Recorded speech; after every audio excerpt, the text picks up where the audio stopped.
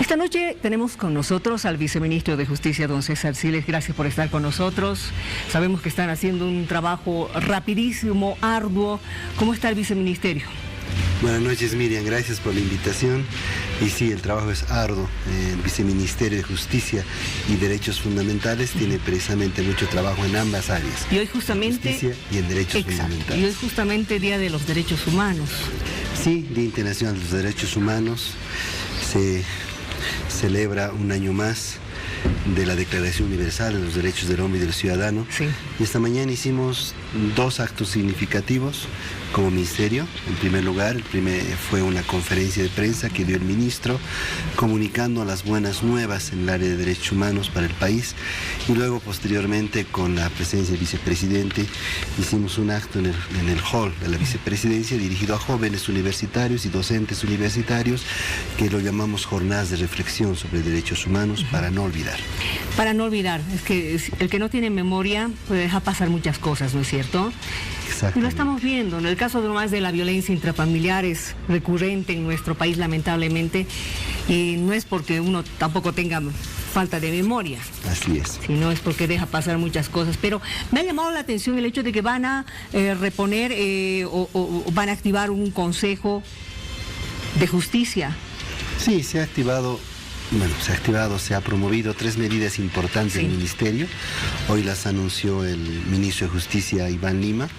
La primera medida, yendo por orden jerárquico como buen abogado, es un proyecto de ley que hemos promovido y ha presentado al Ministerio de la Presidencia para su tratamiento correspondiente y posterior remisión a la Asamblea Legislativa, que tiene por objeto garantizar el cumplimiento de las decisiones que emiten los órganos internacionales de protección en materia de derechos humanos, como por ejemplo la Comisión y la Corte Interamericana de Derechos Humanos en el marco de la OEA, y los comités y comisiones de Naciones Unidas. Ese es el primer proyecto de ley que ha anunciado, que ya está en tratamiento en realidad, como un acto de recordatorio al Día Internacional de Derechos Humanos. Esto tiene mucho que ver con el trabajo que está haciendo en este momento este equipo que ha sido contratado por la CIDH, con todas las investigaciones que se están realizando. Exactamente, producto de las investigaciones que está realizando este grupo internacional, seguramente las conclusiones van a determinar el inicio de acciones legales internacionales, y una vez que salga una sentencia o un dictamen de un instrumento internacional, este proyecto de ley,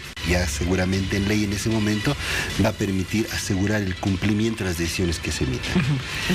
Después el ministro ha presentado un proyecto de decreto supremo, lo que tú hacías referencia precisamente, cuyo objeto es la reposición, porque ya existía en Bolivia, pero durante 9 años que no ha funcionado, del Consejo Plurinacional de Derechos Humanos, conformado tanto por instituciones públicas como privadas, defensores de los derechos humanos. Por darte unos nombres, lo preside el Ministerio de Justicia y Transparencia Institucional, Ministerio de Gobierno, Procuraduría General del Estado, y del lado de las organizaciones sociales tenemos 6 representantes de organizaciones sociales, y del lado de organismos defensores de derechos humanos 3 representaciones. ¿Y la sociedad civil?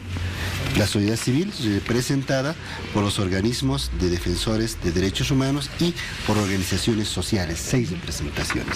Y tiene por objeto este consejo el generar políticas, planes, programas de promoción, difusión, respeto y vigencia plena de los derechos humanos en Bolivia, ¿no? Y el tercer anuncio, que es el más tangible, porque todavía el proyecto de decreto supremo está en tratamiento, pero entendemos que en el gabinete el próximo miércoles ya se va a discutir, es la resolución ministerial número 143/2020, emitida precisamente el día de hoy, significativo, Día Internacional de los Derechos Humanos, que dispone en su artículo primero promover y divulgar la Declaración sobre el Derecho y el Deber de los individuos, los grupos y las instituciones de promover y proteger los derechos humanos y las libertades fundamentales universalmente reconocidas, aprobadas por la Asamblea General de la Organización de Naciones Unidas. A través de ese instrumento interno del Ministerio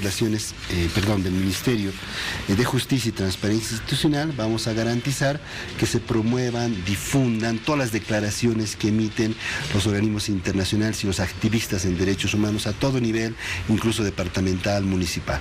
Muy bien, eso es importante, sin racismo, sin discriminación, sin dejar de lado absolutamente a nadie.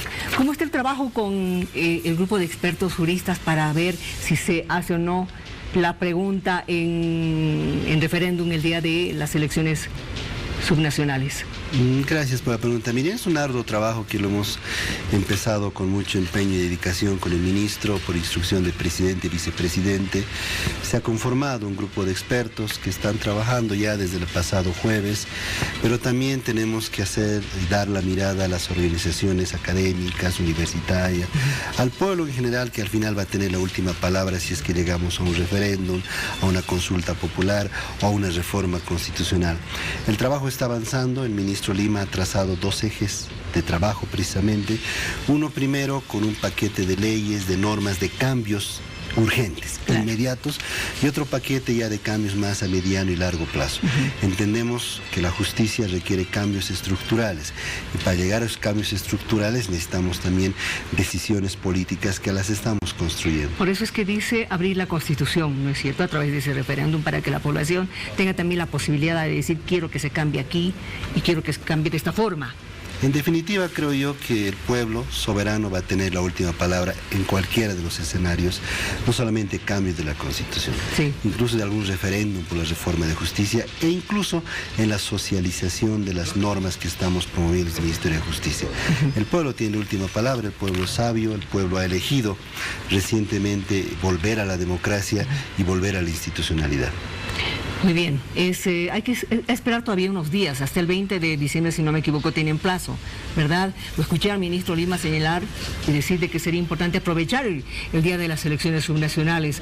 Evidentemente hay otros que dicen: no, es muy rápido, hay que pensar un poco más, pero también eso significaría realizar en otra oportunidad con una erogación de dinero bastante elevado, un monto bastante elevado, si es que se decide hacer en otra fecha. Entiendo que es una posibilidad en las elecciones subnacionales que no deberíamos desperdiciar, pero no solamente eso implica un esfuerzo que está haciendo el Ejecutivo, ¿no?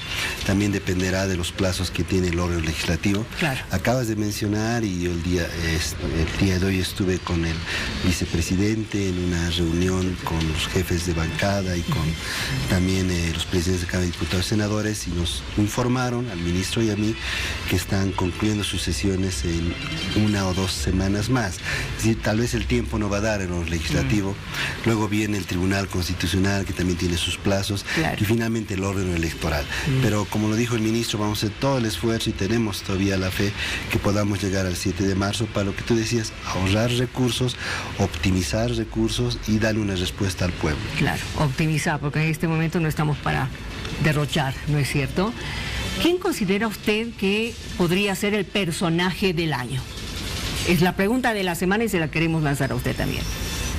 Es muy buena pregunta. Y yo la voy a decir de la forma más humilde posible: el pueblo soberano que ha decidido en una elección democrática volver a la institucionalidad. El pueblo soberano.